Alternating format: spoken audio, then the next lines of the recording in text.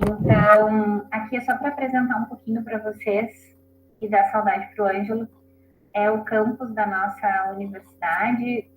Quem conhece a USP em São Paulo, eu brinco sempre que o campus da UFSM, da Universidade Federal aqui de Santa Maria, é uma mini USP. É bastante arborizado, tem muita grama entre um prédio e outro. Essa fotinha que tem as pessoas aí sentadinhas na grama é o ritual do inverno, enquanto todo mundo senta, fica nos intervalos curtindo o sol, comendo bergamota, mexerica para em outros estados. E a UFSM, então, está em Santa Maria, bem no centro do estado do Rio Grande do Sul. Esse é o nosso prédio, então a gente tem a alegria e a satisfação de ter um prédio só para nós, da fonoaudiologia. Então, ele é um prédio em nu. Aqui eu peguei a frente, a lateral, que é a lateral da ala da audiologia, para vocês conhecerem um pouquinho da onde eu estou falando, né? Que lugar é esse. E aqui só umas fotinhos internas da recepção da clínica, e é nesse corredor que tem inúmeras salas e os audiômetros e imitanciômetros dispostos nessa sala. Então, hoje, enquanto universidade, nós temos 7 salas de atendimento de avaliação audiológica, e destas 4 tem audiômetro da Interacoustics. Então, a gente tem aí uma oportunidade de manusear bastante os equipamentos da Interacoustics. Então, essa é a nossa proposta de hoje, né? Audiometria tonal, via aérea, via óssea, logo audiometria e um pouquinho de audiometria de altas frequências. Então, não dá para a gente falar disso tudo, né? Audiometria básica, sem falar dos guias do Conselho Federal. Então, eu deixei aqui uma fotinho, um registro do novo guia que saiu finalzinho do ano de 2023, que traz absolutamente todas as informações pertinentes, relevantes para a gente que está ali na linha de frente, que não está dentro do ambiente acadêmico, se reciclando constantemente. A ideia dos guias, dos manuais do Conselho é justamente tentar padronizar a nossa avaliação audiológica básica, para que, ao máximo, a gente consiga com que o resultado da audiometria da Michelle seja o mais parecido possível com a do Ângelo, com a da Marina, por mais que chegando no laudo isso não seja 100% possível, porque a gente tem muitas possibilidades de laudo referente a grau, que a gente vai conversar agora, mas esse é um lugar que tenta uniformizar o nosso trabalho em relação ao que é a avaliação audiológica básica, e tem de outras coisas também, tem de processamento, tem de saúde auditiva do trabalhador, mas eu trouxe esse porque se relaciona com o nosso tema. Então, esse é o nosso lugar, né? É para isso que a gente vai olhar hoje. Para a orelha média, quando a gente pensa nessa mensuração com o fone supraoral ou com o transdutor ósseo direto na mastoide, direto na resposta coclear, na reserva coclear. Então, é sobre isso que a gente vai conversar hoje, e é para esse lugar que a gente está olhando. Então, eu sempre digo que isso se transforma em gráfico de audibilidade, em gráfico de resposta do sistema auditivo. Bolinha para a orelha direita, xizinho para a orelha esquerda quando eu não faço mascaramento, e depois outras simbologias quando a gente usa mascaramento, mas mascaramento é o tema do nosso próximo encontro. Então, visualizando isso, é daqui que a gente tira todo o nosso raciocínio da anatomofisiopatologia que eu enxergo quando eu enxergo um audiograma. Então, quando eu falo condutivo, eu sei que o problema está aqui. Quando eu falo misto, eu sei que o problema está nos dois. E quando eu falo sensório neural, eu sei que o problema está aqui. Então, eu sempre falo que a gente tem que ter um olhar duplo, né? Eu olho o audiograma e, olhando para o audiograma, eu enxergo isso. Eu enxergo o sistema auditivo do paciente. E daí, como a Marina disse, a gente sempre faz diagnóstico vislumbrando, pensando, enxergando a reabilitação. A gente não faz uma audiometria para entregar para o paciente e ele ir viver com aquela perda auditiva, com aquela dificuldade que ele tem. A audiometria é o pontapé inicial de um processo de reabilitação, que pode ser fonoaudiológico ou só audiológico, mas a gente sempre precisa dela. Pensando nesse sistema central, a gente não vai conversar sobre a eletrofisiologia da audição, mas a eletrofisiologia da audição é extremamente visualizada nas diferentes porções da via auditiva, né? Então, quando a gente olha para tronco encefálico baixo, porção distal do nervo auditivo, tronco encefálico baixo e entrada do tronco encefálico alto, a gente olha para o potencial do tronco encefálico, subo um pouquinho para o subcórtex, potencial da média latência e o frequency follow response. Chego lá no topo do córtex auditivo, a gente tem os potenciais corticais e o potencial da longa latência. E essa região toda é envolvida, ela é envolvida quando nós pensamos em processamento auditivo, que é o tema do nosso terceiro encontro. Então, para a gente processar o som, a gente precisa dessas respostas da avaliação audiológica básica, que eu tenho na ATL, que a gente fala hoje, que eu posso e devo complementar com as medidas de imitância acústica, e se houver necessidade, a gente ainda tem as emissões otoacústicas para nos mostrar sobre esse sistema auditivo periférico. Mas qualquer coisa que eu deseje, que eu queira falar sobre o sistema auditivo central, eu preciso saber do periférico. Então, de novo, tudo começa na avaliação audiológica básica, na audiometria canal liminar. E a audição é incontestável, né? A importância dela em todas as fases da vida. Hoje, o nosso foco é via aérea, via óssea, logo audiometria. Então, dependendo da criança, a gente já consegue, com 2 anos e meio, condicionar a criança e fazer uma audiometria lúdica com fone. Mas adolescente, adulto e idoso, salvo alguma restrição, outra, a gente consegue tranquilamente fazer o exame para pensar, mensurar ou até já fazer a intervenção. O caminho normalmente é esse, né? O paciente vem do médico otorrino ou vem por vontade própria quando sente alguma dificuldade direto para fono. A gente realiza os exames audiológicos e algum outro procedimento fonoaudiológico necessário, fechamos o diagnóstico, tendo retorno para o otorrino e a concordância nossa com a conduta médica, a gente começa o processo de reabilitação. Marina comentou no início, né? Quando tem a perda, a gente já pode pensar nos aparelhos auditivos, nas próteses auditivas.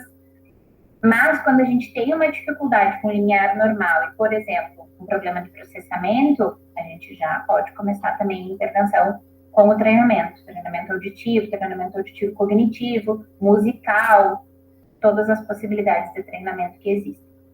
Então, feito esse panorama, eu coloquei aqui para vocês como que é, na grande maioria dos casos, a nossa conduta na avaliação audiológica básica. Então, a gente recebe sempre o paciente, né, com uma entrevista, um acolhimento, tentando entender a queixa principal e monta esse organograma.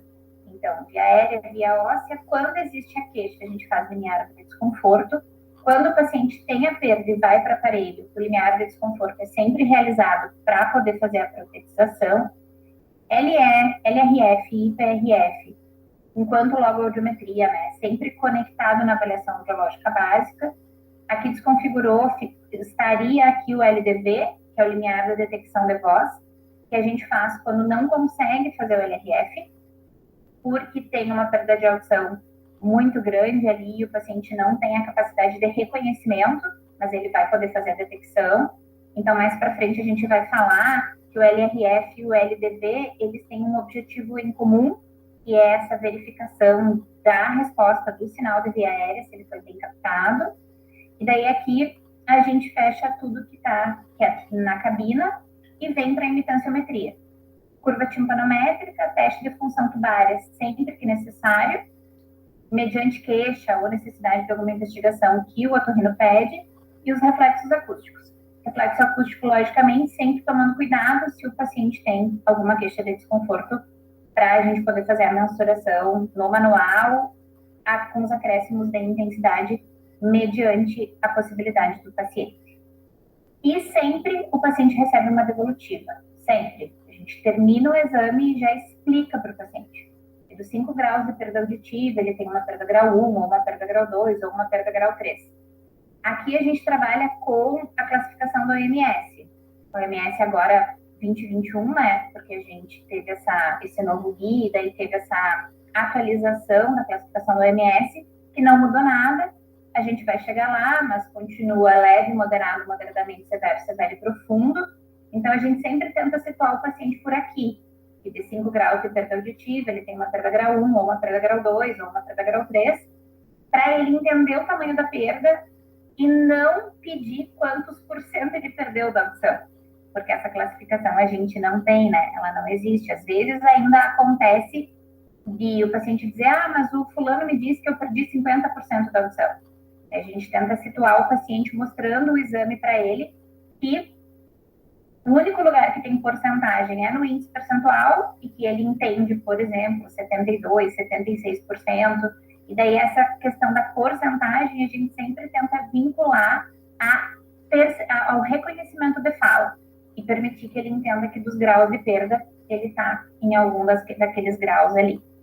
Então, a devolutiva, ela é tão importante quanto todo o resto, né? Porque é muito ruim quando o paciente sai do exame sem uma orientação, sem uma instrução. E nesse momento a gente sempre pensa como seria se fosse a gente, né?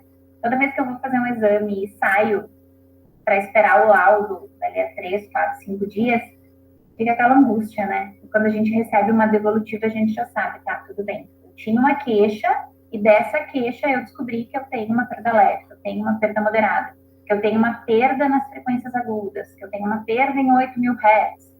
A gente não vai conseguir falar tanto de laudo hoje, porque não é o objetivo, mas só aqui para dar uma organizada nesse nosso pensamento inicial.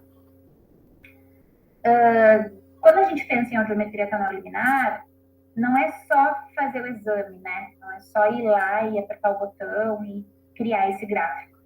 A gente vai pensar clinicamente, a gente tem que acolher o paciente, tudo que ele traz de queixa, de sintoma, fechar o laudo e fazer essa devolutiva e essa orientação que eu acabei de comentar. Se no nosso serviço, se a gente tem uma clínica particular e a gente faz a reabilitação, esse paciente segue conosco.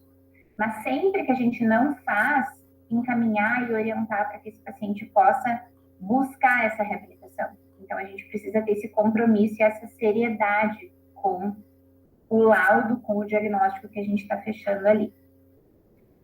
Chegando, então, na audiometria canal-liminar, que é o nosso ponto, né, que é o que a gente está proposto a conversar hoje, traduzindo isso daqui, traduzindo esse nome, que muitas vezes assusta no primeiro momento, a gente está fazendo uma medida de quanto a pessoa escuta o tom puro, o apito. E dessa medida, dessa escuta, desse tom puro, a gente quer saber o mínimo som, a gente quer saber o mínimo som que o paciente percebe. Então, ao traduzir o termo audiometria canal-liminar, a gente está falando isso. Eu estou procurando o mínimo som, o mais baixinho que o meu paciente percebe, para eu conseguir definir o limiar. Tonal, então eu estou usando tom puro ou tom órgão, e a audiometria de audibilidade. Então é isso que a gente está fazendo. Quando a gente pensa na audiometria, a gente tem dois tipos de transdutores. O transdutor que eu vou usar com fone supraoral, que é o TDAH, para a gente ter a mensuração de via aérea, e o transdutor ósseo, que eu vou fazer a mensuração de via óssea. Quando a gente usa o fone, a gente vai ter o grau da perda auditiva se existir, ou limiares dentro da normalidade, se for tudo normal, de 250 a 8.000. Quando a gente faz a pesquisa de via óssea, a gente vai ter o tipo da perda auditiva. Então, uma pergunta muito comum é, quando eu faço a via óssea? A gente faz via óssea toda vez que tiver uma queixa de questão condutiva. Então, o paciente chega dizendo que teve dor de ouvido, que está atacado da rinite, que teve secreção. Ele traz uma queixa de orelha média. Aqui o acento ficou fora do lugar, desculpa. Ele traz uma queixa de orelha média. Ou toda vez que eu tenho perda na via aérea. Então, se eu tenho uma perda de 500 a 4.000, que são as frequências que a gente testa na via óssea, eu tenho uma perda na aérea de 500 a 4.000, eu vou fazer via óssea para eu configurar o tipo. Então, a via aérea nos dá o grau e a via óssea nos dá o tipo. Eles, dentro do mesmo exame, os dois transdutores têm objetivos e deveres muito diferentes. Então, lembrando que esse é o nosso local de trabalho, né? É para esse sistema que a gente está olhando. Eu gosto muito dessa imagem, porque ela tem a tuba auditiva aqui, bem bonita, chegando lá na nasofaringe. E este é o nosso ambiente. A gente vai precisar de uma folha de audiometria, de um otoscópio, de um audiômetro e de uma cabina. Para quem já tem a sala toda tratada acusticamente, agora tem sido muito comum, né? A gente não tem mais a cabina, porque tem o tratamento acústico na sala, mas gente vai precisar do otoscópio. Para quem já passa direto para o sistema, né, do audiômetro, direto para o programa de audiometria, não vou precisar da folha de áudio, mas ainda a gente vê muito exame entregue à mão, né, passado à mão. Daí a gente tentou criar essa folha assim, bem dentro de todas as diretrizes que está no guia do conselho, em relação ao gráfico da ASHA, tudo certinho, com a porcentagem de TRF, e o audiômetro. Para fazermos a audiometria, a gente vai precisar sempre de um canal que nos dê o tom puro e de um canal que nos dê o mascaramento. Aqui é só para a gente introduzir o que precisaremos. Pensando na folha de áudio aqui, eu só ampliei um pouquinho para vocês verem o que essa folha hoje, a gente usa ela muito mais como rascunho, porque a gente passa por um programa para entregar o exame no programa, né? É muito raro a gente entregar o exame à mão, mas a gente tem aqui informações básicas de anamnese, que no guia é opcional, pode ou não necessariamente ela vai estar ali na folha de áudio. O gráfico da ASHA, a parte de média tritonal e quadritonal, é bem importante que esteja aqui, porque ainda existem profissionais que laudam pela média tri e outros profissionais que laudam pela média quadri. Como eu comentei com vocês aqui, a gente usa o OMS, então a gente lauda pela média quadri. A logoaudiometria, limiar de reconhecimento de fala, índice percentual e limiar de detecção de voz. Em muitos lugares usa-se ainda a sigla em inglês do LRF, então o SRT, né, que é a mesma coisa que LRF, limiar de reconhecimento de fala. O laudo, então aqui conforme as diretrizes do conselho, e aqui já está desatualizado, ó, já estamos no de 2023, só que eu agora também dei conta aqui. E o gráficozinho de porcentagem de percepção de fala, o gráfico do timpanograma, o do teste de função tubária. A acumetria, a gente tem realizado o Weber audiométrico sempre que necessário. Então, eu tenho pequena assimetria na audição, ou eu tenho uma assimetria com gap bilateral, daí eu preciso saber em qual orelha eu vou colocar o mascaramento. O Weber audiométrico nos ajuda a entender qual que é a orelha que tem melhor e maior reserva coclear. Então, aquela vai receber o ruído e a outra vai ser retestada na presença de ruído mascarante. Mas daí isso é tema para a próxima aula. E os reflexos acústicos. A gente faz reflexo acústico aqui só o contralateral, não faz o ipse.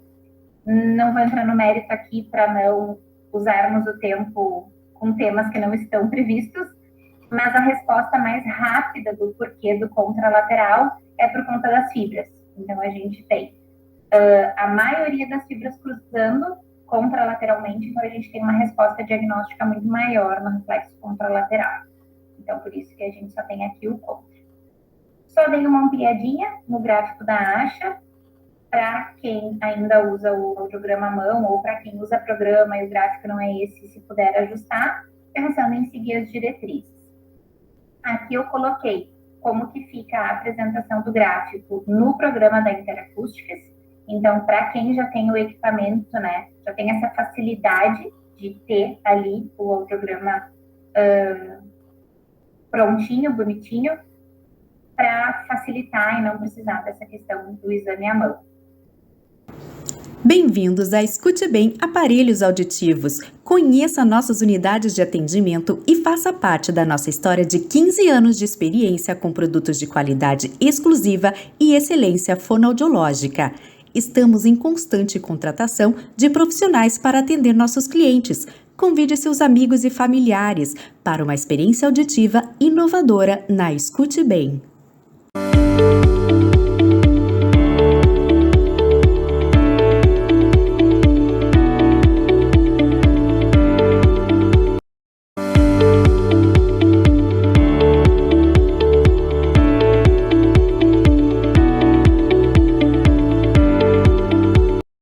Os aparelhos MOX fazem parte da linha de aparelhos com receptor no canal. Esses receptores podem ser trocados de acordo com o grau de perda auditiva. Temos receptores que vão desde a potência standard até a Ultra Power. É interessante notar que esses aparelhos permitem adaptação em perdas assimétricas. Os aparelhos MOX-B existem na versão com pilha e recarregável.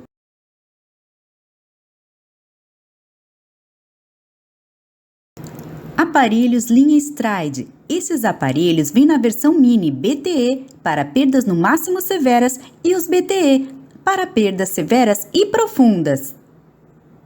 No aparelho Stride, o receptor fica mais protegido dentro do aparelho auditivo. Os aparelhos Stride são a melhor opção para pacientes que precisam de bastante potência. Aparelhos auditivos Stride, sendo adaptado com tubo fino no caso de Stride Power e com molde no caso de Stride Ultra Power. Aparelhos linha Incira. Os pacientes que preferem discrição contam com aparelhos Incira, que ficam dentro do conduto. Possuem bastante variedade de receptores, sendo possível adaptar em vários graus de perdas auditivas.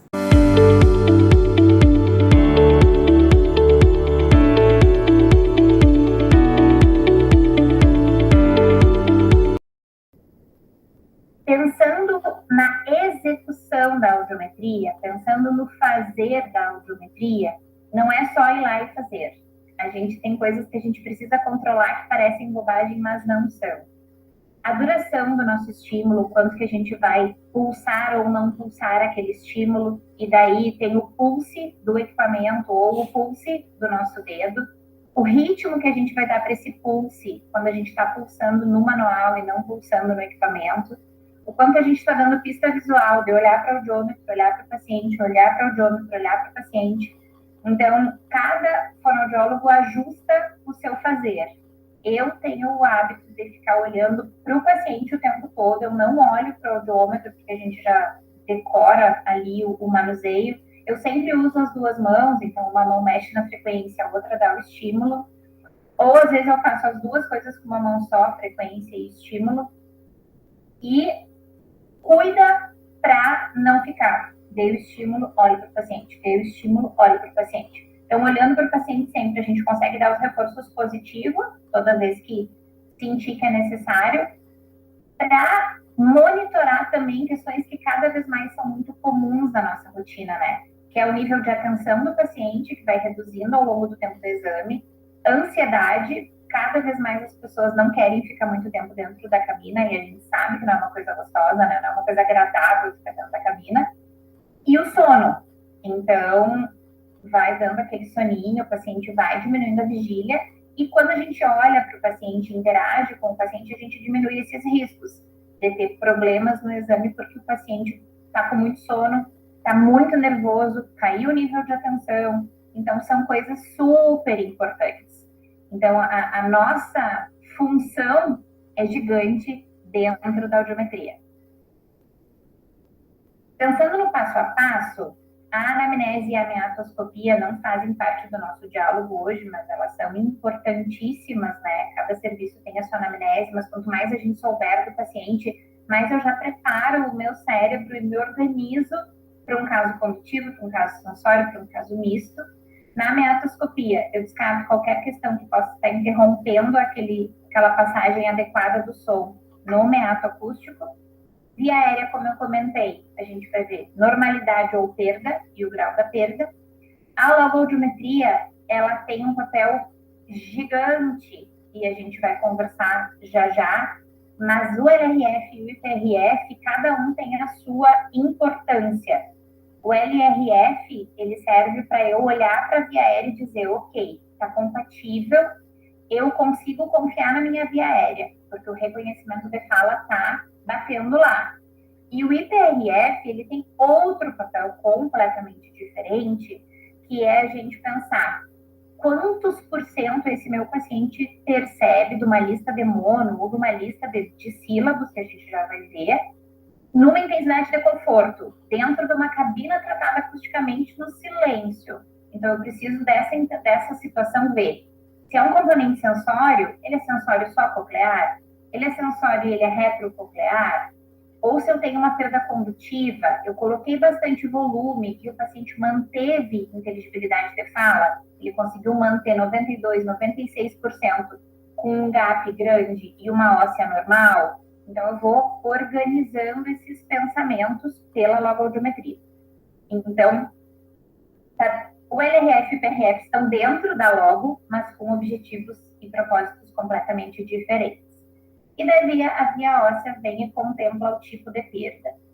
Essa questão da ordem, ela é muito pessoal. Tem colegas que preferem fazer tudo com fone já, fiz a via aérea, já faço tudo que é com fone, então faço via aérea, já faço audiometria. Tem quem prefere estar com fone, faz via aérea, tira, vai lá, coloca o transdutor ósseo, faz via óssea, entra, tira, vai lá e coloca o fone de novo, faz logo a audiometria. Isso é muito pessoal. Se a gente disser que tem que ser que, não tem que. Tem alguns casos de mascaramento que nos facilita ter a via óssea captada, mas daí o mascaramento fica para semana que vem. Mas aqui eu só coloquei assim para a gente construir uma linha para aula, mas não necessariamente tenha que ser assim. Eu, quando faço e não tenho necessidade de mascarar, não preciso ter a óssea contralateral, enfim, a óssea da orelha melhor, eu prefiro fazer tudo que está com fone. Então, eu faço a via aérea, já faço a logo, depois eu tiro o fone e coloco o transdutor ósseo. Para a gente ter o tipo de perda sempre que tenha perda na aérea. Então, na meato, muito rapidamente, né, a gente precisa saber fazer meato, não dá para colocar o otoscópio numa linha reta ali e achar que está enxergando todo o orifício. Então, a gente tem que fazer toda a voltinha com o otoscópio, né, pegar a parte superior, lateral e inferior do conduto para poder visualizar se tem corpo estranho ou cerumen. Aqui só algumas imagens, né, para ilustrar um pouquinho do que a gente está falando. Então, não dá para ter nada disso, né, isso aqui é uma rolha completa de cera. Aqui a gente já percebe um pouco de corpo estranho lá no final do conduto. Quando a gente tem perfuração, a gente não lauda, não fala sobre membrana, que é a otoscopia médica, mas a gente enxerga. Então, se tem uma perfuração, eu vejo uma perfuração, eu já me preparo para eu ter uma ATL com um possível GAP, porque eu vi a perfuração. Aqui uma bem linda, né? Bem bonita. Aqui uma com uma super retração, então, de novo, eu vejo uma retração de membrana, eu já me preparo para o possível GAP. E aqui um tubinho de ventilação bem bonitinho, bem acoplado. Só para ilustrar. Chegamos na via aérea, a gente vai fazer com ela, então, com o transdutor, com o fone, perdão, com o fone TDAH, a gente vai fazer a via aérea e vai fazer a logoaudiometria.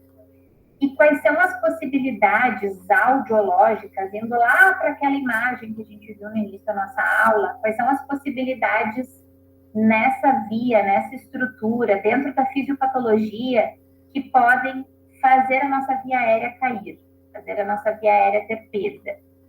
Tudo que é de orelha média, orelha externa, né, o tite externo, o tite média, a média colesteatomatosa, o próprio colesteatoma e a otosclerose. Então, aqui é uma listinha do que a gente já sabe. Opa, vai ter GAP. Então, vou fazer via aérea, vou fazer via óssea e vou encontrar um GAP. Se esse GAP vai ser condutivo ou vai ser misto, quem vai nos dizer é a via óssea. Mas teremos GAP. A orelha interna tem uma listinha maior de possibilidades de lesão. Então, eu posso ter meniere, eu posso ter perda induzida pelo ruído, súbita, tumor no oitavo par craniano, trauma acústico, presbe. As questões metabólicas, aqui eu coloquei o diabetes como um exemplo, porque ainda é o que mais aparece, perda auditiva por diabetes. Ototoxicidade, seja por medicamento, por quimioterapia, os pacientes oncológicos. E as doenças cardiovasculares têm aparecido muito também, fazendo lesão de orelha interna. Então, aqui eu vou ter uma perda em via aérea e vou ter uma perda em via óssea, só que daí sem GAP. A via aérea e a via óssea vão responder do mesmo jeito. Então, quando eu estimulo pelo transdutor aéreo e quando eu estimulo direto pelo transdutor ósseo, o meu sistema me responde do mesmo jeito. É esse raciocínio que a gente tem que pensar sobre o GAP aéreo ósseo. E daí, pensando na técnica, né? A gente precisa saber a técnica, como que eu aplico, e essa técnica, tô olhando para isso, né? Eu tô olhando para essa cóclea. É muito comum, né, essas imagens da cóclea como um piano. Então, eu vou pegar o lapisinho aqui para a gente desenhar. Então, quando a gente começa a audiometria, a gente aprendeu que a gente começa em 1000 Hz, né? Então, eu tô lá numa porção medial da cóclea. Daí eu faço 1000 Hz, vou para 2000 Hz, venho para 3000, vou para 4000, 6000 e 8000 Hz. Então, eu fiz a volta na minha cóclea, pi, pi, pi, pi, pi, pi, estimulando para chegar aqui na base, que é por onde o som entra. Então, o conduto vai estar aqui, né? O conduto está aqui, o som entra por aqui. Mas eu comecei no meio e vim para a ponta. Então, é como se eu tivesse começado aqui e andado para cá. Estimulei toda essa cóclea e volto para retestar o 1000 e depois eu vou fazer o 500 que está aqui e vou fazer o 250 que está lá no ápice da cóclea. Então, o que a gente fez? A gente foi de uma porção medial dessa cóclea, veio para a base, voltou, retestou o 1000, fez a volta para ir para o ápice, testando 500 e 250. Mas como que a gente faz isso, né? Numa técnica descendente e ascendente. Então, eu começo numa intensidade maior, diminuo e começo a voltar. Então, eu faço 50, 40, 30. O paciente não respondeu. 25, respondeu. Ali no 25, eu estou chegando perto do meu limiar. Então, a técnica é do som para o silêncio, achando a menor resposta que o paciente vai dar. Só que, para além de pensar nesse do som para o silêncio, o que eu tenho que entender? Eu preciso ir do som para o silêncio para que essa cóclea se prepare, se organize para essa estimulação. Então, quando eu começo um primeiro som aqui em 1000 Hz, eu já fiz toda uma mobilização dessa membrana basilar para preparar as outras frequências que vão receber o som na sequência. Por que a gente volta e retesta o 1000 Hz? Porque ele foi o primeiro a ser estimulado. Então, deixa eu ir lá ver se ele me deu a melhor resposta dele. Deixa eu ir lá ver, depois que eu mobilizei toda essa membrana, se essa resposta não fica melhor.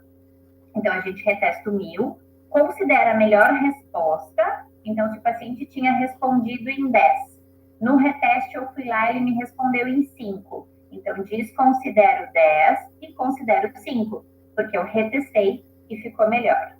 É bem incomum retestar e piorar. Fica igual ou melhora, ou vai para uma resposta melhor. Então, aqui tem o que eu falei, né? Eu coloquei nesse slide e depois, se alguém quiser, eu disponibilizo o PDF tranquilamente, mando para o Ângelo. Ai, deixa eu só colocar meu computador na tomada, que agora que eu vi que ele está fora. Eu mando para o Ângelo e para a Marina e eles mandam para vocês. Pronto, nessa carreira. Bem tranquilamente. Mas então é aqui, né? O que a gente estava falando da técnica. Então, é 1000, 2, 3, 4, 6, 8, retesto 1000, 500 e 250. Só que isso conversa com isso, né? Estou olhando para essa cóclea. Com que intensidade eu vou começar? Por onde eu começo, eu sei que é por 1000 Hz, mas a intensidade que eu vou começar, qual que é o padrão, entre aspas? Se na conversa, no diálogo da anamnese, o paciente não tem queixa auditiva e você percebe que ele vai super bem, você pode começar em 30. Então, você vai fazer 30, 30, respondeu. Diminui para 20, respondeu. Diminui para 10, não respondeu. Sobe para 15, respondeu. Insiste no 15, respondeu.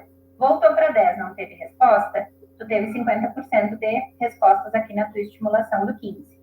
Então, indo do som para o silêncio, a gente nunca mais esquece que a gente mobilizou essa cóclea, que a gente fez ela trabalhar, essa membrana basilar se organizou, a gente encontrou a resposta. Então, eu vou assim, em todas as frequências, fazendo a volta nessa cóclea. Mas eu percebi na anamnese que o paciente tem queixa, que ele está reclamando, que ele aumenta o volume da TV, que ele pede para as pessoas repetirem.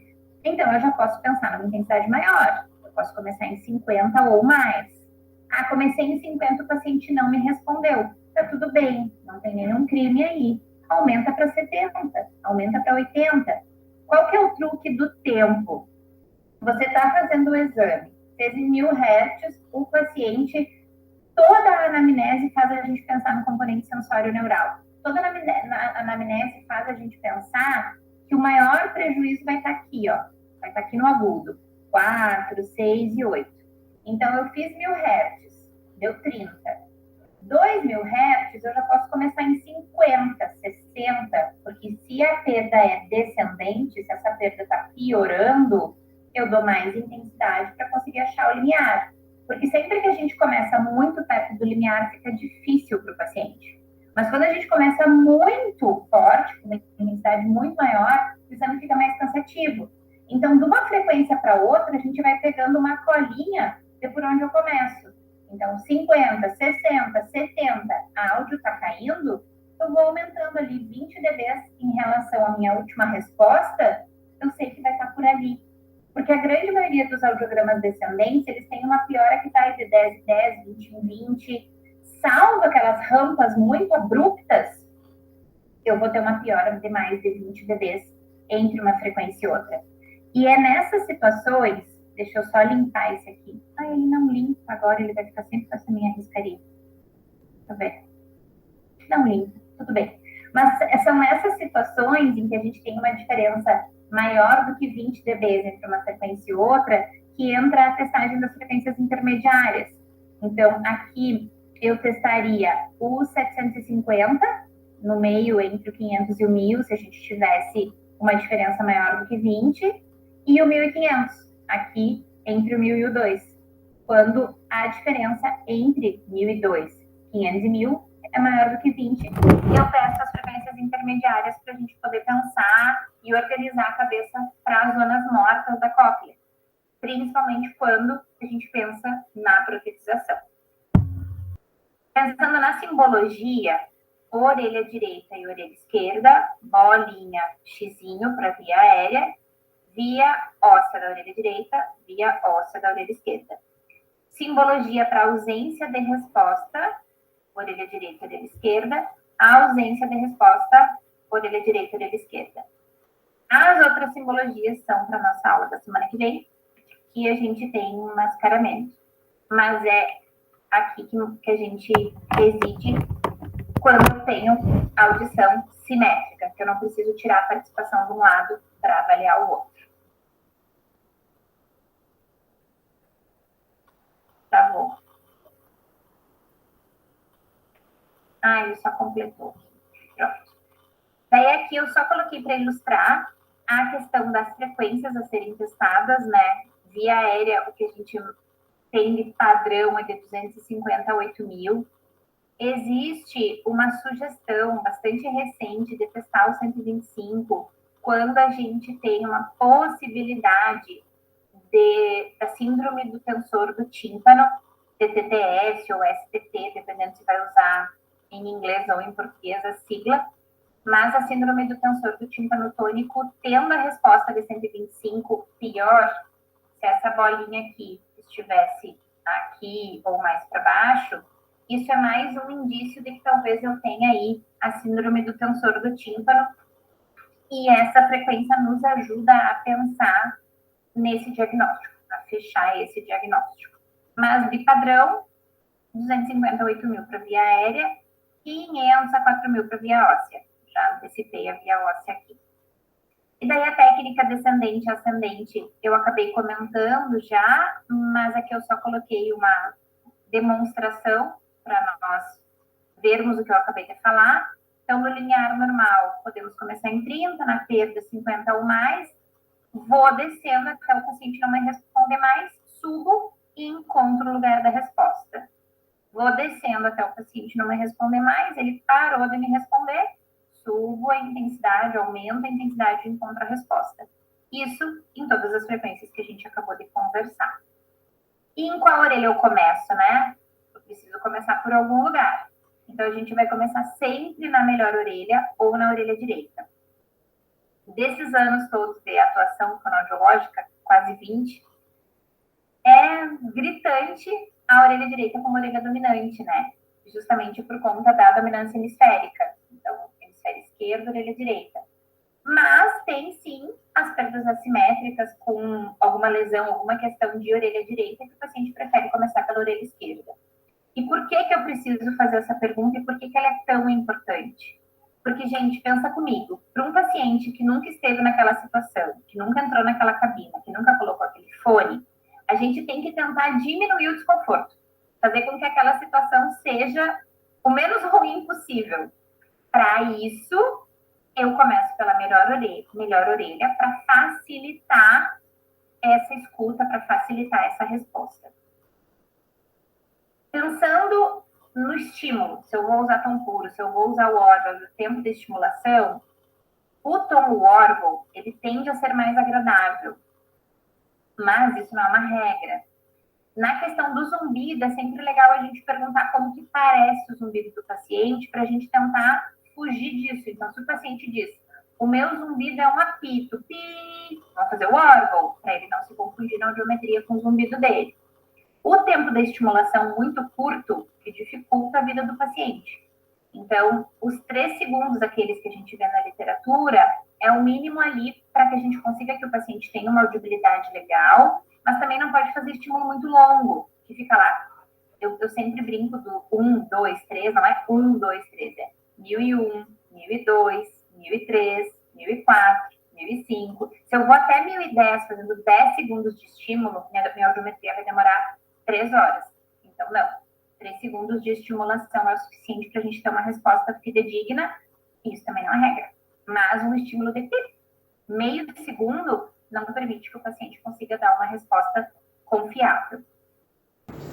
Bem-vindos a Escute Bem Aparelhos Auditivos. Conheça nossas unidades de atendimento e faça parte da nossa história de 15 anos de experiência com produtos de qualidade exclusiva e excelência fonoaudiológica. Estamos em constante contratação de profissionais para atender nossos clientes. Convide seus amigos e familiares para uma experiência auditiva inovadora na Escute Bem.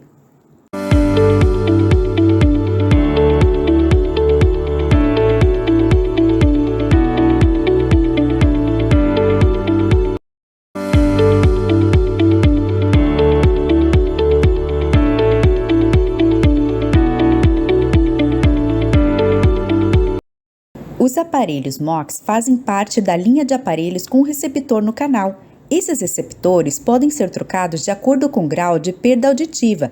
Temos receptores que vão desde a potência standard até a Ultra Power. É interessante notar que esses aparelhos permitem adaptação em perdas assimétricas. Os aparelhos MOX-B existem na versão com pilha e recarregável.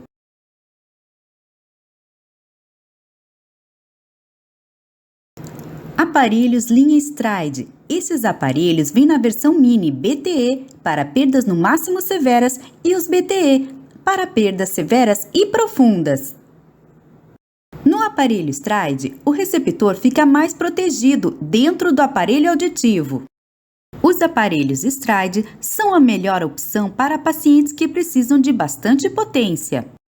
Aparelhos auditivos Stride, sendo adaptado com tubo fino no caso de Stride Power e com molde no caso de Stride Ultra Power. Aparelhos linha Incira. Os pacientes que preferem discrição contam com aparelhos Incira, que ficam dentro do conduto. Possuem bastante variedade de receptores, sendo possível adaptar em vários graus de perdas auditivas.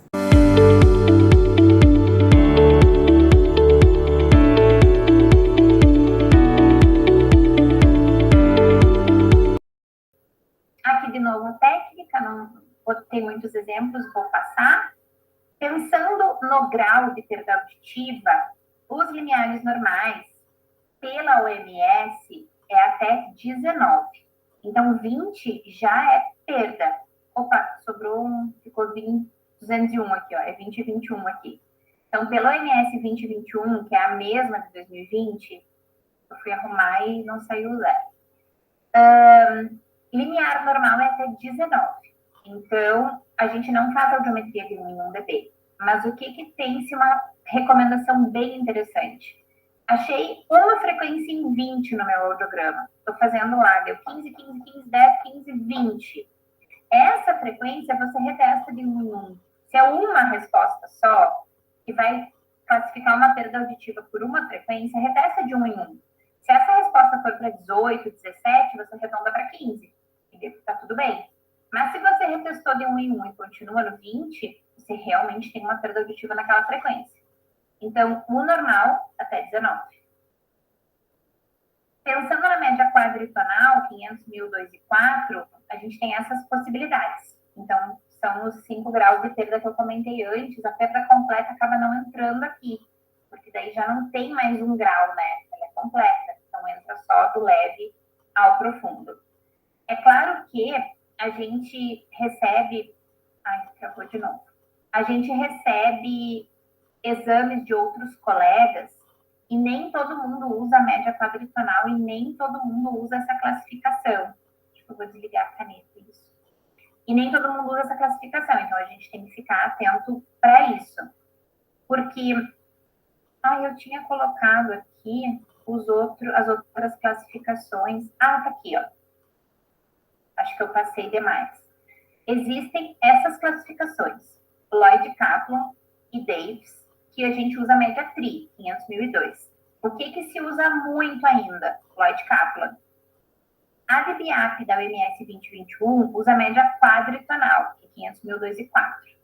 A gente fez um artigo aqui na universidade, um estudo, fazendo essa análise, assim, de média TRI, média quadri, perda, audiometrias com curvas descendentes.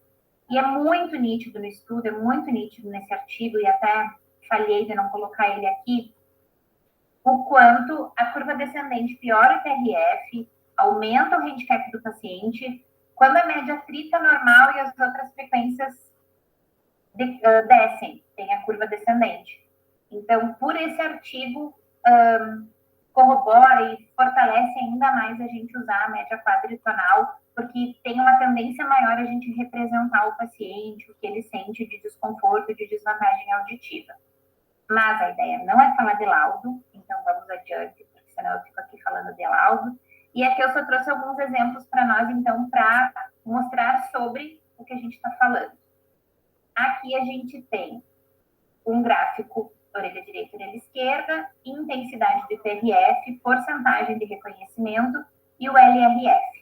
Então, nós temos uma perda de grau leve, bilateral, uma perda de grau leve, bilateral, e nós não temos nenhuma dificuldade para reconhecimento de fala, laudando o IPRF. Então, a gente lauda o tipo, o grau da perda, lauda o IPRF, lauda as medidas de imitância. Mas aqui eu nem coloquei as medidas de imitância, porque não era a intenção. Mais para frente, a gente vai ter imagens que mostram isso que eu estou falando, mas eu comentei para vocês que o LRF, ele tem o objetivo e o papel de... Deixa eu pegar a caneta de novo. O LRF, ele tem que bater com a média TRI, né? Então, eu vou pegar 500, 1002, vou fazer essa média de 500, 1002, e esta média de 500, 1002 tem que ser, no máximo, 10 dBs diferentes do LRF para mais ou para menos. Eu não posso ouvir o tom puro e perceber a fala com discrepância. Por isso que elas têm que ser juntinhas, elas têm que ser proximais.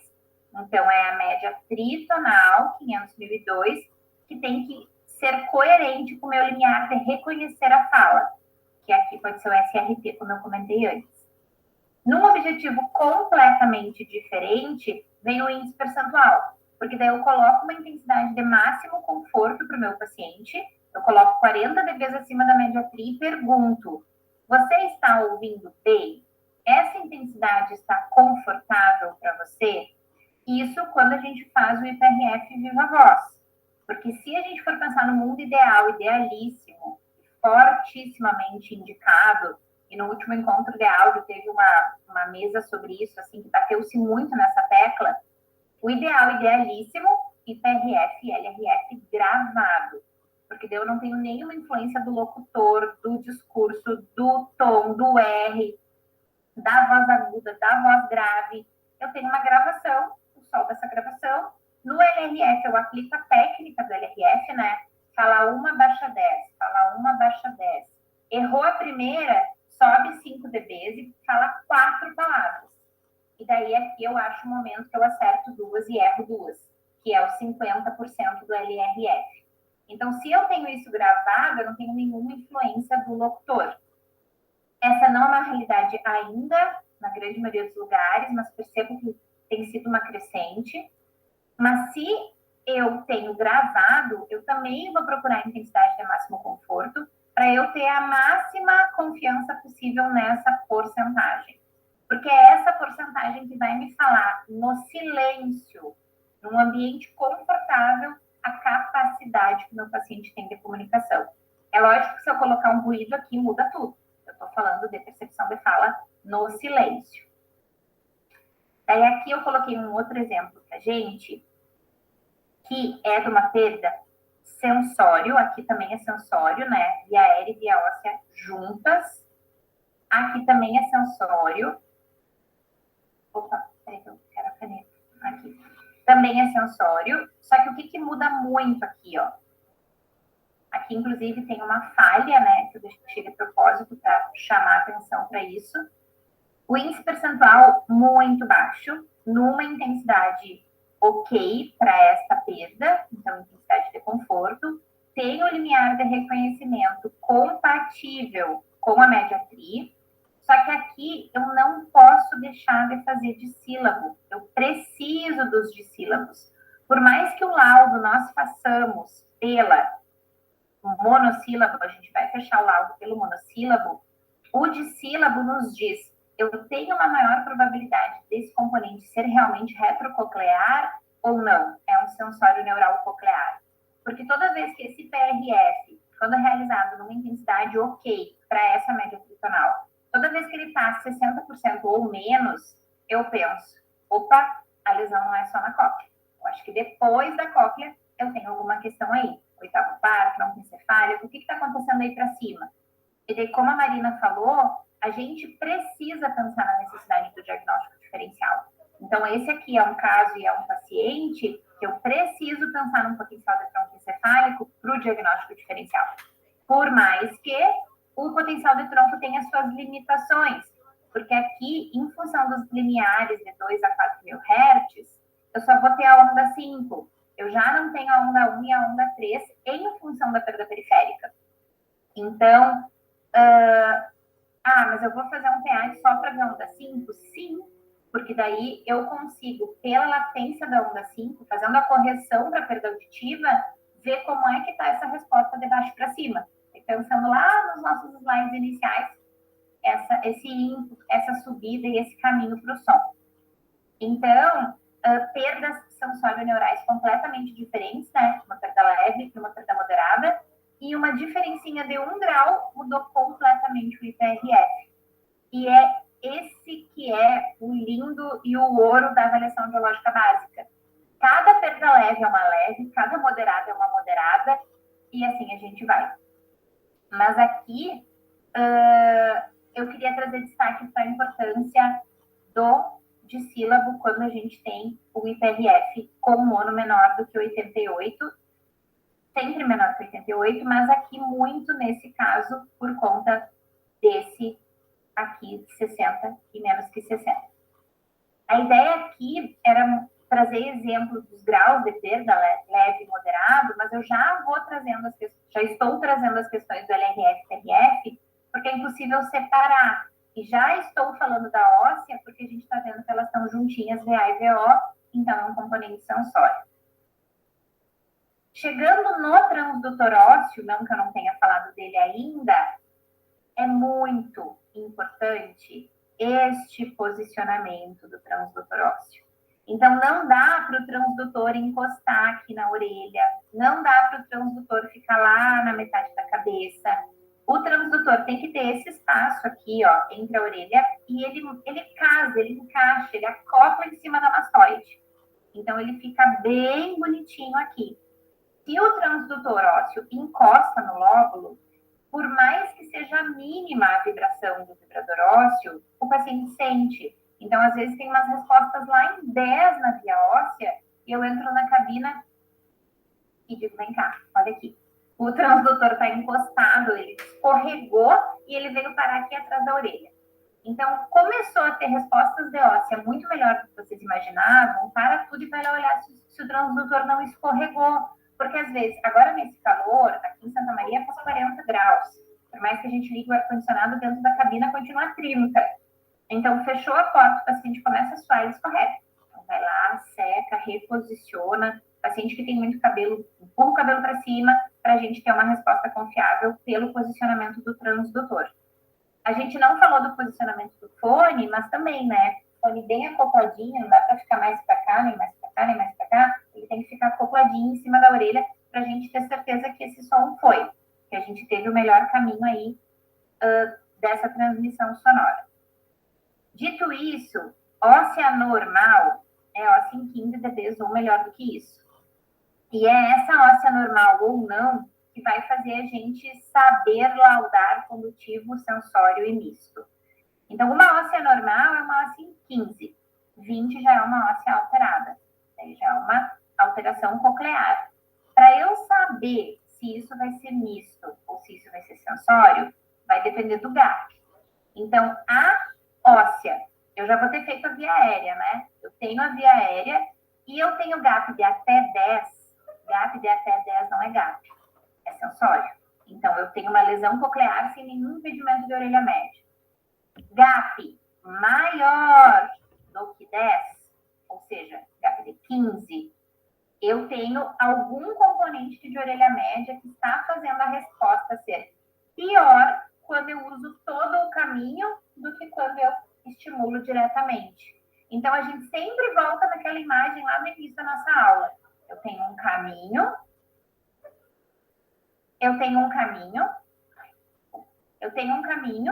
e esse caminho tem uma orelha média e uma orelha interna. Eu sempre preciso pensar que quando eu coloco o fone, eu uso todos os pontos desse caminho, todas as estações que eu vou passar. E quando eu coloco o transdutor ósseo, eu vou direto na cóclea. Então, se por aqui ela me responde melhor, é porque tem alguma coisa nessa orelha média fazendo que por aqui seja pior. E daí eu faço o raciocínio do GAP para o misto, para o condutivo, ou para a ausência do GAP no sensório. Eu fiz esse esqueminha aqui, que ele costuma fazer sucesso, brinco sempre que é um guia rápido de consulta, via óssea normal até 15. Se eu tenho GAP ou GAP, né? Eu tenho maneira de falar GAP. Se eu tenho GAP maior ou igual a 15, eu tenho um componente condutivo. Se essa óssea está normal, eu tenho um componente misto. Se eu tenho perda na via óssea e tenho o GAP. E eu tenho um componente sensório quando eu tenho via óssea com perda e não tenho GAP. Mas para memorizar isso, aprender isso sem decorar, é só pensar na fisiopatologia do sistema auditivo. Daí é pensando nisso, né? Então aqui, ó, onde é que está o problema? Eu tenho um problema na orelha média e eu tenho um problema na cóclea. Se eu tenho um problema na orelha média e na cóclea, eu fiz um componente misto. Perda de via aérea, perda de via óssea, porém com GAP. Aqui eu tenho uma perda, uma alteração sensorial, só na cóclea. Por que eu tenho uma alteração sensorial só na cóclea? Porque quando eu estimulei com transdutor aéreo e estimulei com transdutor ósseo, me responderam no mesmo lugar. Então, eu tenho certeza que o componente é só coclear, sensorial. Aqui, eu tenho ósseas normais e tenho uma perda de via aérea. Então, eu tenho certeza que o problema está antes da cóclea, porque a óssea está me mostrando a verdadeira reserva coclear. E essa perda de via aérea que eu estou achando aqui é porque tem algum problema no caminho. Aqui no caminho tem um problema, porque quando chega aqui está tudo bem. Como que eu sei disso? Porque a óssea está normal. Então, é assim que a gente constrói o raciocínio. Para o condutivo, óssea normal. Para o sensório, óssea com perda sem GAP. Para o misto, óssea com perda com GAP. Aqui eu coloquei mais alguns exemplos, mas na mesma perspectiva de raciocínio. Não vou repetir por conta da questão do tempo. Aqui eu só coloquei exemplos para gente de simbologia de via aérea e via óssea, marcando aqui que a via óssea a gente procura até 4.000 Hz. E aqui eu fiz aquela curva descendente que eu estava falando antes, para a gente pensar onde que a gente vai procurar esse limiar. Se eu tiver resposta em 40 aqui, eu não preciso começar a minha estimulação em 80. Eu posso começar a minha estimulação em 60. Eu fiz uma bolinha aqui, mas não tem nada a ver com a via aérea, tá? eu posso começar minha estimulação em 60, em 70, para ganhar tempo e não deixar o paciente tão cansado. Mas isso não é regra, isso é dica, facilitação, tentando contribuir. A simbologia coloquei de novo, vou lembrar sempre da pesquisa do limiar de desconforto quando existe a queixa ou o paciente para protetização. E aqui eu coloquei só mais alguns exemplos para gente. De exame normal, exame com curva descendente, um componente sensório. Então, aqui, ó, a gente tem respostas de óssea ausente. Então, isso aqui, às vezes, confunde. Ah, mas eu tô vendo um gap ali. Não, gente, isso aqui não é gap, porque isso aqui é uma resposta de óssea ausente. Eu cheguei na intensidade máxima do equipamento, estimulando direto ela, 70 dB que é a intensidade máxima do equipamento, e não teve resposta. Então, se não teve resposta, não é gap. Então, uma óssea ausente é um componente sensório. Aqui, ó, a questão do TRF que a gente estava conversando antes. Eu tive uma intensidade super forte de fala no índice percentual, o paciente entendeu muito pouco, com monossílabo. A gente foi lá e aumentou para dissílabo e piorou. Então, eu tenho aqui um indício muito grande de probabilidade retrococlear ou até mesmo de zonas mortas na cóclea, porque eu já tenho aqui uma ausência de resposta, uma curva muito descendente. Então, aqui, pensando em exame complementar, em diagnóstico diferencial, o TEAT nos ajuda muito pouco, porque a região de 2 a 4 mil Hz, que é para onde eu vejo quando eu uso o estímulo clique, aqui eu teria uma onda 5, talvez, em 90 dB, só uma onda 5, e aqui nem a onda 5 eu teria. Então, aqui o PEAT já entra com uma limitação maior. Aqui a gente já conversa com o médico que trabalha com a gente para partir para o diagnóstico diferencial com o exame de imagem. Porque é um MPRF muito ruim para um grave muito bom. Por mais que eu tenha perdido aqui, eu tenho uma média tritonal que não está tão ruim assim. Tá? Aqui eu coloquei um exemplo de componente misto. Então, eu tenho GAP, tenho perda na via aérea. Ai, ficou faltando o condutivo aqui. Acho que bugou. Mas o condutivo eu mostrei antes lá das ósseas todas normais. Bem-vindos a Escute Bem Aparelhos Auditivos. Conheça nossas unidades de atendimento e faça parte da nossa história de 15 anos de experiência com produtos de qualidade exclusiva e excelência fonoaudiológica. Estamos em constante contratação de profissionais para atender nossos clientes. Convide seus amigos e familiares para uma experiência auditiva inovadora na Escute Bem.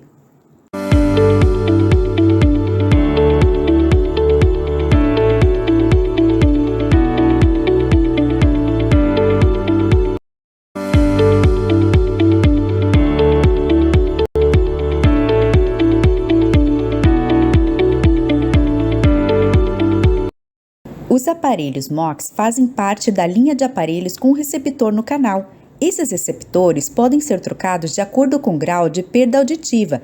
Temos receptores que vão desde a potência standard até a Ultra Power. É interessante notar que esses aparelhos permitem adaptação em perdas assimétricas. Os aparelhos MOX-B existem na versão com pilha e recarregável.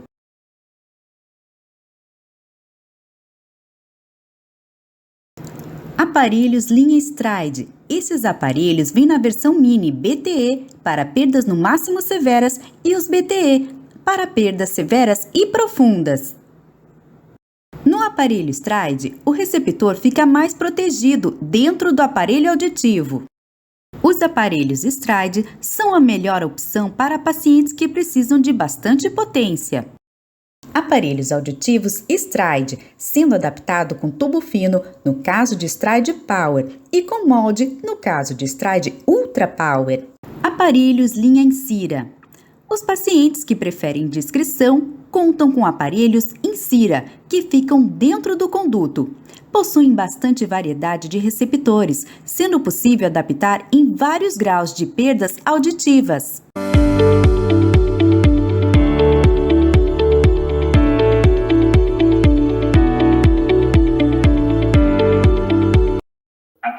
Alguns exemplos de exames com problemas, que a ideia era a gente falar um pouquinho em saber olhar para uma audiometria e enxergar problemas, mas eu não vou passar todos, eu acho, por tempo. Mas, por exemplo, aqui, ó, a gente tem um problema, porque é impossível que essa intensidade seja 0 dB. Então, é um problema. Opa, que intensidade será que foi realizada aqui?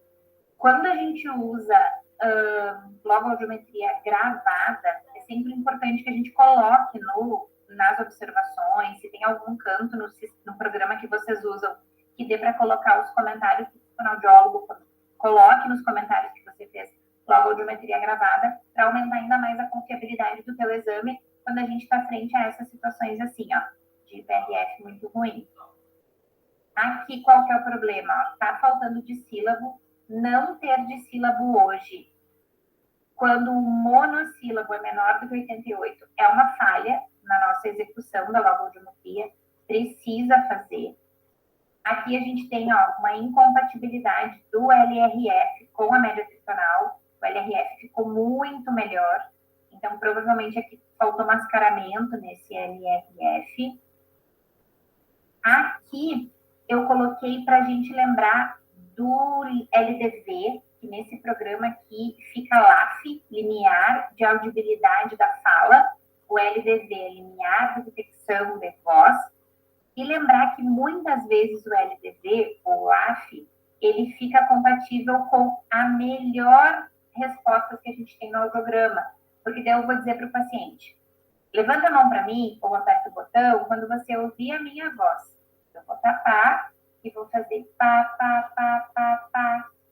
Ouvir o pá, pá, pá é muito mais fácil do que eu tirar a pista visual e dizer, repete para mim, pato, cama, bola. É muito mais fácil ouvir o pá, pá, pá. Então, muitas vezes o LDV fica compatível e sincrônico com a melhor resposta de via aérea e não necessariamente com a média tri. Visto isso, a gente falou um pouquinho sobre tipo, sobre grau. Eu coloquei aqui algumas coisas sobre configuração de perda, apesar de não ser o nosso objetivo. Fica no material e eu mando para vocês com todo prazer, mas não vou entrar no mérito. E aqui alguns modelos, alguns exemplos de configuração, porque nem sempre a gente consegue configurar. Então, eu queria dizer isso para vocês, que quando a gente não consegue configurar, eu não coloco nada. Coloco o tipo, coloco o grau e não coloco a configuração, porque não tem como configurar. Tem umas configurações que ficam difíceis. Quando ela é bonitinha, facinho assim, configuração horizontal. Aqui não tenho nenhuma dúvida que o componente é misto, porque eu tenho perda de via aérea, perda de via óssea com gap. Aqui, componente sensório, uma curva bem horizontal. E daí eu não vou entrar no laudo, fiz vários comentários de laudo até aqui, mas só deixei marcado, né, o meu recado, assim, o meu desejo de que um dia a gente consiga que uma audiometria feita por mim, feita pelo Ângelo, feita pela Marina, feita por qualquer um de vocês que estão aqui conosco, seja a mesma. Porque a possibilidade que a gente recebe do nosso Conselho Federal de escolher o autor que a gente vai laudar faz com que um paciente que faz audiometria comigo, que tem uma perda leve, seja normal para quem usa Lloyd Kaplan, porque a perda na OMS 20 já é perda, Lloyd Kaplan 25 ainda é normal. Então, enquanto eu estou laudando 25 como leve, quem usa Lloyd Kaplan vai laudar como normal. Então, isso é bem ruim, porque, principalmente no mundo do zumbido, onde 20 dB de perda já faz uma diferença para o paciente entender por que ele tem zumbido, não só no zumbido, uma perda leve já pode ser protetizada. Tem milhões de evidências aí do quanto a gente protetizar o quanto antes é melhor. As questões do envelhecimento, do Alzheimer, da demência, então não vou entrar aqui, porque senão eu fico falando, mas eu tenho um sonho de um dia a gente conseguir com que o laudo seja o mesmo em diferentes lugares. Assim, do mesmo jeito que diabetes é diabetes aqui em São Paulo, no Nordeste, porque é o mesmo limite de normalidade da glicose, eu tenho em relação a áudio. Mas sem me alongar, estou quase acabando, sem me alongar no laudo, né? Senão fica aqui até amanhã. Este gráfico é muito familiar na nossa vida, né? Tanto na graduação quanto depois quando a gente vai trabalhar, que é o audiograma dos sons familiares. Então, é com ele que a gente consegue ainda mais explicar para o paciente sobre a logoaudiometria. Então, eu não vou repetir isso aqui, porque eu acabei já explicando, né, o quanto o LRF e o IPRF têm objetivos diferentes. Um vê limiar, outro vê índice percentual. Então, já conversamos sobre isso. Aqui eu coloquei para vocês só para ilustrar a lista de dissílabos, a lista de trissílabos, porque tem uma fortíssima recomendação de nós fazermos o LRF com trissílabos, então por isso a lista de tri, e a lista de monossílabos, por nós conhecida, que é para o IPRF com mono. De novo, né, se a gente puder fazer gravado, seria perfeito. A professora Tereza Momenson, ela disponibiliza gratuitamente o material para quem quer fazer logo gravado. É só mandar um e-mail lá para o IEA e ela manda todo o material para a gente. Aqui, a tabela que tinha do IPRF no manual de 2020 e nesse de 2023, mudou o autor e mudou um pouquinho o visual aqui e mudou um pouquinho a classificação. Eu confesso que eu gostava mais dessa daqui, que é lá de 1968, mas eu ainda não conversei com as minhas colegas se a gente vai mudar para essa, que é a de 2012. Chega mais ou menos no mesmo lugar, mas é um pouquinho diferente. Então, aqui eu só coloquei essa questão da porcentagem, porque a gente precisa pensar nisso para o diagnóstico diferencial, para a prótese, e principalmente por causa disso, nos sensórios, para o componente coclear e para o componente retrococlear. Finalizando, eu prometo que é a última parte, a gente ficou de conversar também um pouquinho sobre a audiometria de altas frequências. Então, sempre tem uma polêmica, né, sobre a padronização, o quanto ela está pronta para o uso clínico. Eu amo a audiometria de altas frequências, mas eu acho que ela nos ajuda no paciente que tem limiar normal até 8.000. Porque se eu já tenho uma perda auditiva no 8.000, eu já sei que as minhas altas frequências vão estar com mais problemas, com mais perda. Então, ela auxilia muito, daí a gente muda o fone, né? Precisa do fone para audiometria de alta frequência, mas a aplicação é aqui, né? Quando tá tudo normal até 8.000. Por quê? Porque daí ela vai ter muito mais sensibilidade para ter lesão no ducto coclear, e se essa lesão no ducto coclear, ela vem por agente agressor, por ototoxicidade, por problema metabólico ou por ruído, eu tenho muito mais sensibilidade para pegar esse problema, eu tenho mais informações sobre decodificação do som da fala, porque é bem comum um paciente com perda em alta frequência ter pior IPRF, porque eu tenho muita pista de decodificação de fala ali, e, consequentemente, eu tenho problema de reconhecimento, problema de discriminação por essa alteração em alta frequência. Então, quando a gente tem alteração em alta frequência, eu também tenho mais chance de ter problema de compreensão de fala em ambiente ruidoso. Então, tem aí uma conexão dessa resposta, dessa base de ducto coclear com a minha compreensão de fala, porque toda a tonotopia coclear, ela se estabelece, né? Então, eu tenho muita percepção de fala ali com esse auxílio do agudo. Esse é o quadro de normalidade. Eu fiz um print exatamente como ele está lá, que é o quadro 16 do Guia do Conselho, que fala, que traz para a gente, né, essa resposta de valor médio, e não necessariamente uma resposta de normalidade, mas é para a gente ter um parâmetro aí para dizer para o paciente, olha, tem um maior risco de lesão, tem um menor risco de lesão, por idade e por frequência.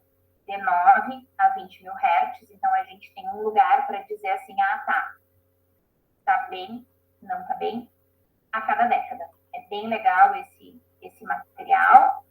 E aqui eu só trouxe para mostrar para vocês que onde a gente mais gostaria de usar alta frequência, infelizmente não está usando, porque os equipamentos que a gente tem só vão até 8.000, e um equipamento de alta frequência que nós tínhamos antigo, quebrou. Mas esse é um estudo que a gente fez com alta frequência no zumbido. Então, para quem trabalha com zumbido, que está aqui com a gente, que vai nos ouvir, ajuda muito a permitir que o paciente entenda que ele tem zumbido porque ele tem perda, mas que essa perda não está até o 8.000. Essa perda está depois do 8.000. Daí a gente colocou esse gráfico, essa tabela lá no artigo, com todas as frequências tendo diferença estatisticamente significante, do 9 ao 18 mil, entre o grupo com e o grupo sem zumbido. Então, os pacientes com zumbido têm uma tendência e uma probabilidade muito alta a ter perda em alta frequência. E quando a gente para no 8 mil, a gente diz para o paciente assim, você não tem perda auditiva, não é da sua audição o seu zumbido. Mas aí vai lá e faz alta frequência, o problema está lá. Tá? Então, fica um recadão aí, porque os equipamentos da Interacústica têm alta frequência. Infelizmente, a gente não tem, mas os equipamentos têm. E vocês têm essa possibilidade para quem tem o módulo. Então, gente, para finalizar, passando um pouquinho do tempo que o Ângelo tinha me dado, a ideia hoje era tentar fechar esse ciclo e fazer essas coisas conversarem. Quero agradecer mais uma vez muito a oportunidade desse momento, desse encontro. Aqui fica meu WhatsApp, meu e-mail.